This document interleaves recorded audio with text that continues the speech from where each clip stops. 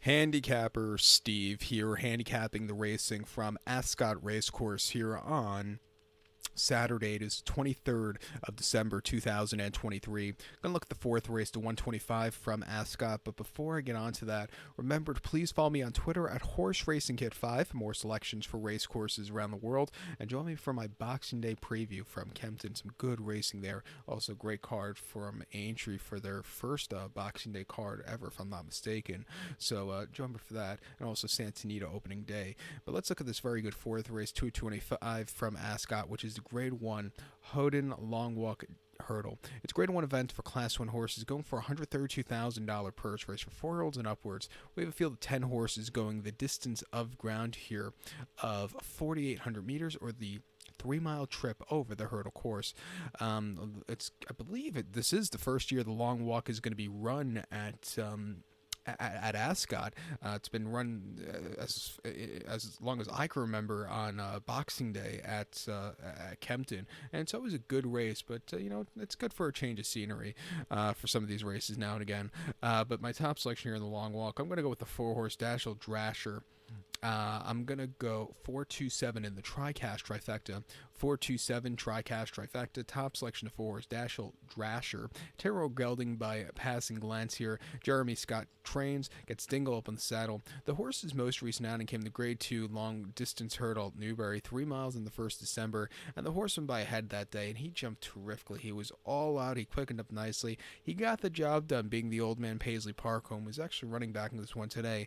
This horse finally got the first victory since early 2022, and he didn't have the best seasons last year.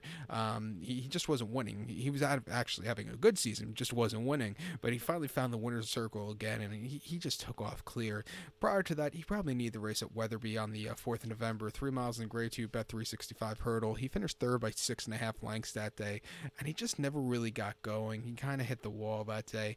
It wasn't his day to win. And then at Aintree in mid-April, 3 miles and 1/8 in the Grade 1 JRL Group Liverpool hurdle. He finished 6 by 29 lengths that day, and just absolutely nothing. Absolutely horrible run. He, after a very tough campaign, he just wasn't keeping up. But his starts before that in the season weren't bad at all. He ran at the festival in the Stayers hurdle, where he had a very good place at by 3/4 length behind Sir de Burlas that day. At 40-1, he was jumping well. He was closing up well late, but he ran his heart out that day. Prior to that, in the Cleve hurdle on preview day at Cheltenham in January, he finished second by 3 lengths again, just missing. And then in the Real Keel on New Year's last year at Cheltenham, he ran a good place behind Mary's Rock that day. He took off clear, but this horse, he was plodding along. I think back to the longer trip here today, I think he could get make it 2 wins in a row. I'm going to use him. It wouldn't surprise me if the old man Champ wins also for John Joe O'Neill and Nicky Henderson. This 11-year gelding by King's Theatre. Most recently in Liverpool hurdle in April at Aintree with 3 miles and 1/8. Another horse he didn't fire. He finished 5th by 20 lengths, and he just needed the race. He was a little bit flat that day. The thing that scares me today with him is, does he need the race against these very tough horses? Prior to that, in the long walk on Boxing Day at Kempton last year, he finished 3rd by 4 3/4 lengths that day. He had a race under his belt already that day. Paisley Park found his hidden form to get the job done. Goshen finished second, ran a decent race. This horse just kind of, yielded late. He wasn't keeping up there. And then in the long distance hurdle in last November at Newbury with 3 miles, first off the long refreshing, he won by a neck. He was all out and jumping terrifically. He does have, if you do go through his long running cycles, he does run well towards the beginning of the season than he does after the season, or towards the end of the season. So, maybe a little bit fresher horse here today. He could win at 4-1, but I do have questions. The 7-horse Paisley Park, he's an 11-year-old gelding now. He's making his 29th start today.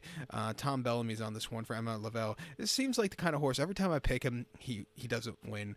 And when I pick him, doesn't win, and when I don't pick him, he wins by like a country mile. He's just a very weird horse to get your head around. A couple of years ago, it seems like they kept talking about him being the next coming of Jesus, or the next big thing. But I just never, he had that one good season, and then just kind of fell backwards.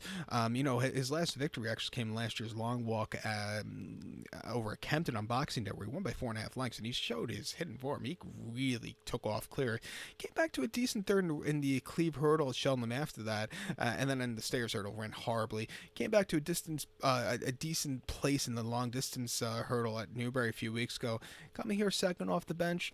I'll give him a shot here on the ticket at 5-1, but I have questions, and like I said, when I pick him, he doesn't win. But I'll put him on the quarter place pot here, but I do think the other two are more likelier winners, especially Dashel Drasher. So to recap my selection for the fourth, the 225 from Ascot now, it's the grade 1 long walk hurdle. Going to take the 4-horse Dashel Drasher, bit of a tongue twister. We'll give kudos to the 2-horse Champ and the 7-horse Paisley Park. 427 Tricast Trifecta. Use all three of them in the quad pod. So good luck to all, and please follow me on Twitter at HorseRacingKid5. Good luck, everybody.